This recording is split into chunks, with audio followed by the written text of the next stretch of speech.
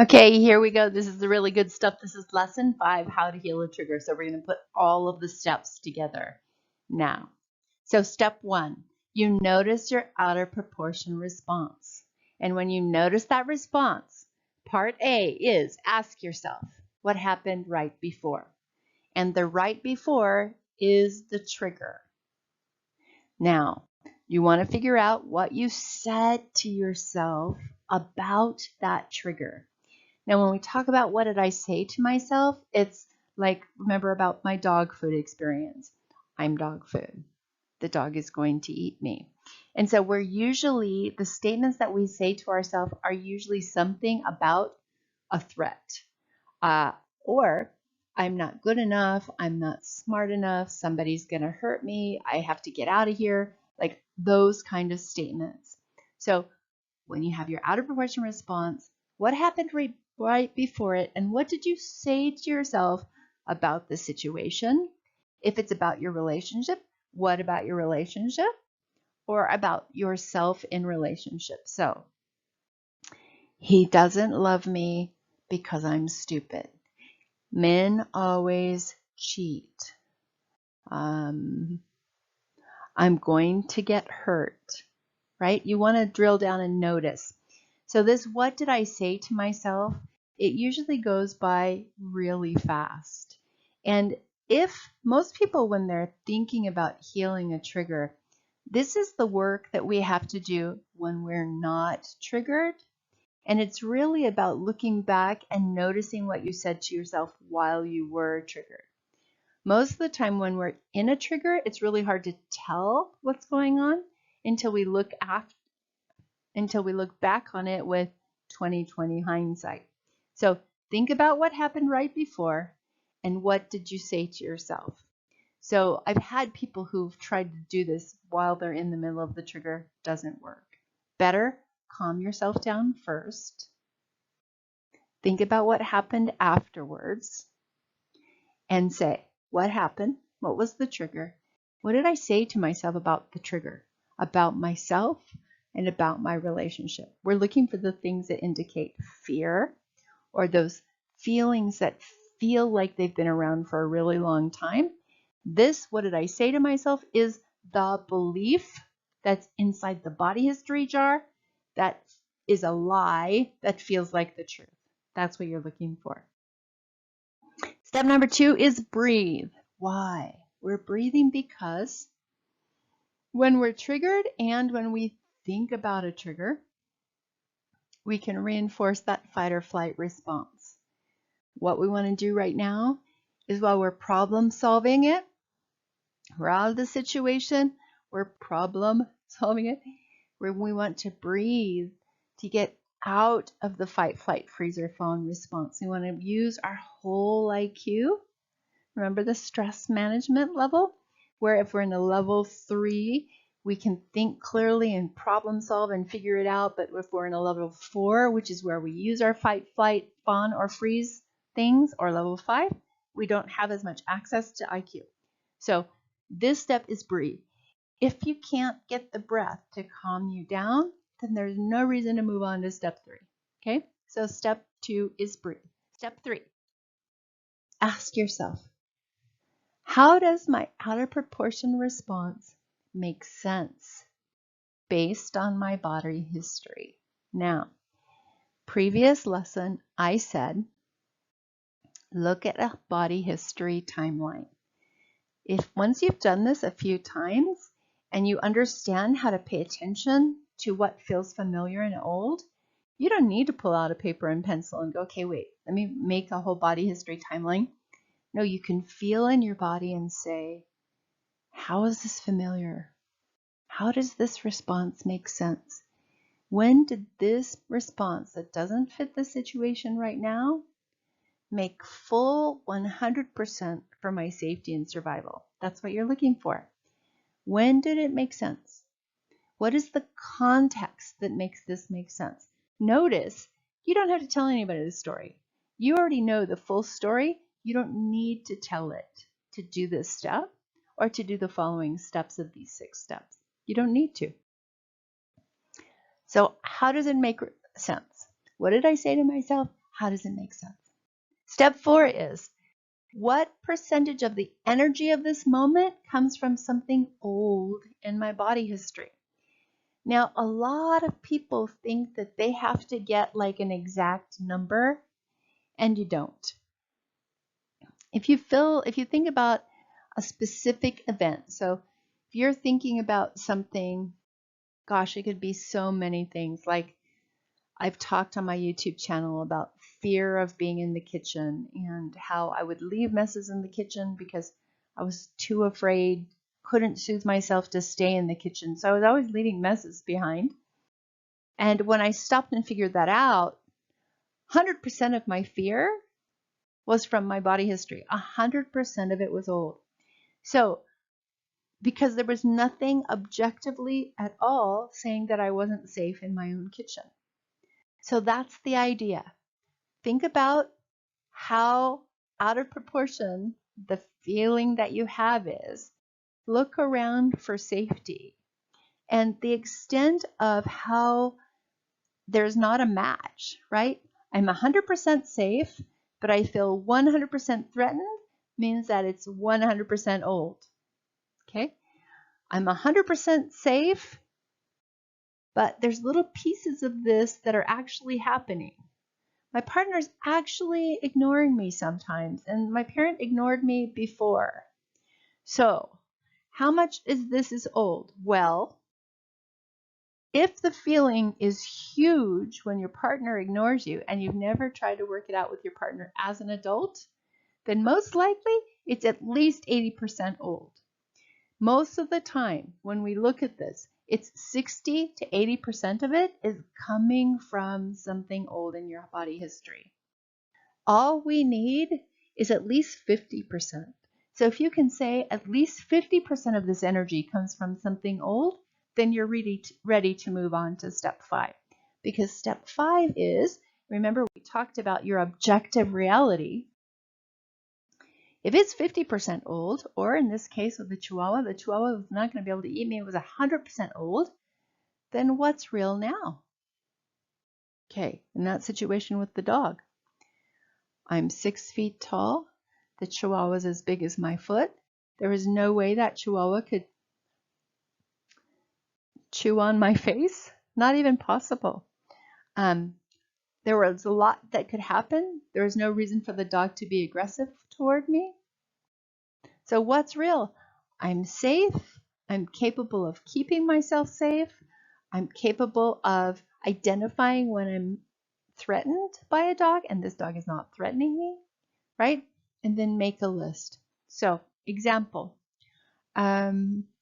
environment, interacting with your environment, like I had talked about in the last slide.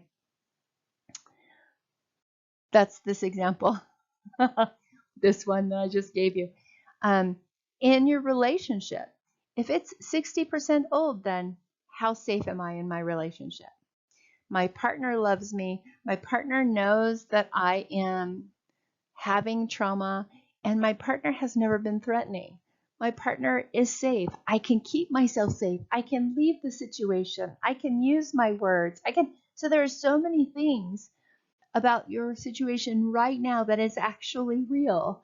I can evaluate to see if I'm in a safe situation or not. I can talk to my partner. I chose a partner that's different from the partner that I had before. I chose a partner that's different than my parent.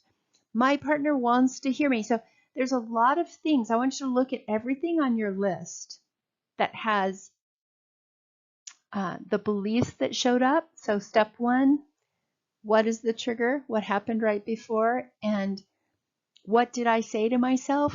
You want to look at everything that you've said to yourself and say, okay, wait a minute. If that's old, then what's real right now? Right? If I'll never be loved was on your automatic thought list, then what's real right now? My partner loves me. Okay? So I want you to look at each one of the things that you've said. You could have a list of things that you say when you're triggered and evaluate them all and say, okay, wait, is that really the truth right now? Objectively, what is the objective reality about this situation, about that single statement? I used to say things to myself like, I'm stupid. I think I shared that I had a D on a test, chemistry, when I was in college. And I got the test back and it had a big fat D on it, and I had studied. And I got a D on my test. So I walked around saying, I'm stupid. I can't believe it. I'm stupid. I'm stupid. So that was what I was saying to myself. That was the trigger. I'm stupid. And then I caught myself saying that, and I went, wait a minute. Also, women are stupid, and I was a woman, right? I'm stupid. Women are stupid. Chemistry is too hard for women, right? So I was saying those things. So I looked at it and I went, wait a minute, hold on. Maybe it's not true. I didn't have these steps. I hadn't developed these steps yet. So I didn't know to say what part of this comes from my body history, but my body history, I grew up in a church where women weren't given any choices. They weren't given any authority. They weren't given any opportunities besides subservient ones. And I'd watched my dad make all of the decisions in my parents' relationship. And I'd watched my mom sort of crumble to this inept, unable to make decisions or even manage her own emotions when there was conflict.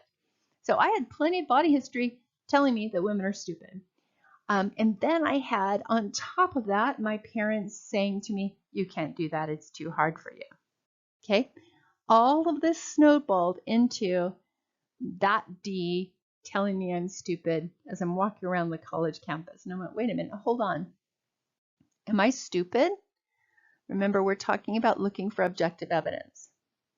So, what was the evidence so far?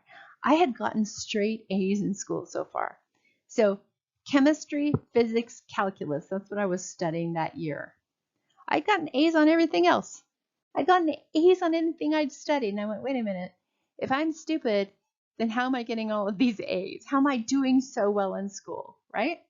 And then women are stupid, right? Well, I'm a woman, but look at how well I'm doing in math and physics. Okay, so maybe I'm not stupid. And so what did I say? Women are stupid. I'm a woman. I can't remember the other one. I can't do this, right? So then I started looking at the reality. I'm pretty smart. I'm doing really well in school. Hold on. And I'm doing physics and calculus and chemistry. But chemistry's hard. Okay?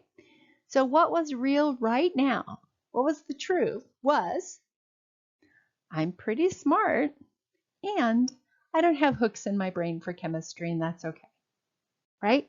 So now, instead of going into chemistry, feeling afraid, blowing the rest of the semester, now I don't have hooks in my brain for chemistry. That's okay. Let me just get through this. Okay? So you make a list. My new list was I'm smart. I'm doing well. I can perform well. I can handle this even if it's hard for me.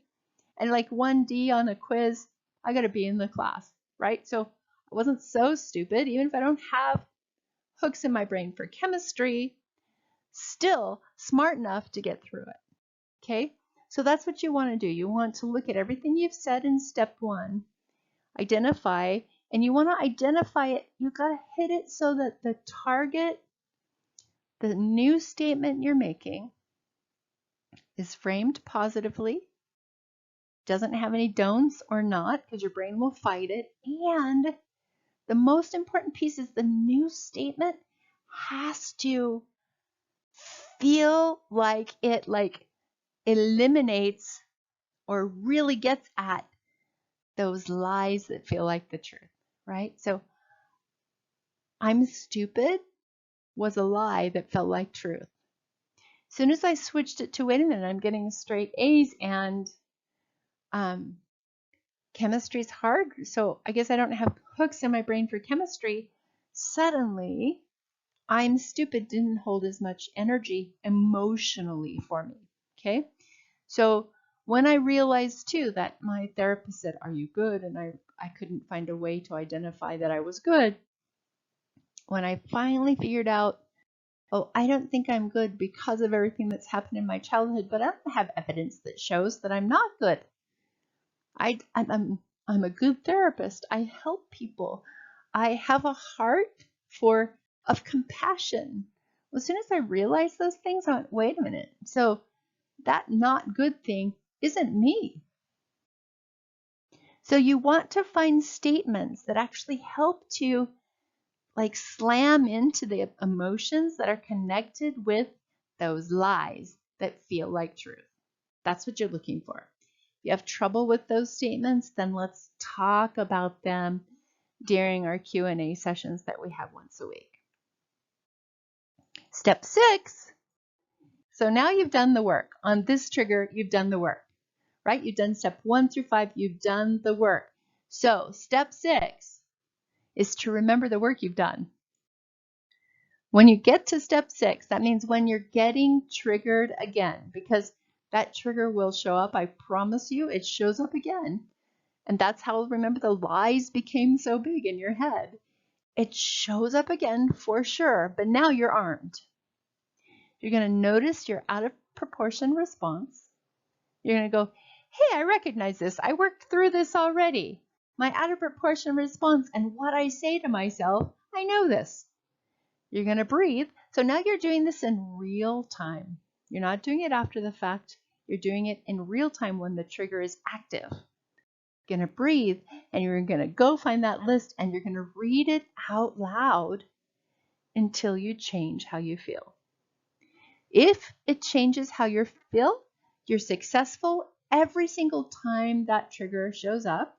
You might remember in my YouTube videos, I say start with one trigger at a time. You want to stay focused on this trigger until you've healed it, even if it takes you a few weeks.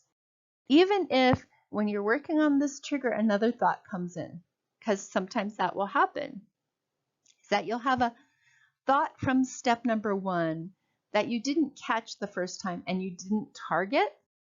So you're working on the things that you want to say and you're reading step number 5 to yourself out loud and your trauma brain goes, yeah, but what about this? And then there's another piece to it. And when your trauma brain brings that other piece up, you go, oh, thanks for showing me that. What's real now? I know that's what the trauma brain believes, but what's real compared to this new thing that my trauma brain is bringing? So you might have to problem solve and fine tune it a little bit, but because you've already done this work, you're already halfway to healing that trigger. So step 6, notice the out of proportion response, remember the work you've already done, breathe and get your list, read it out loud.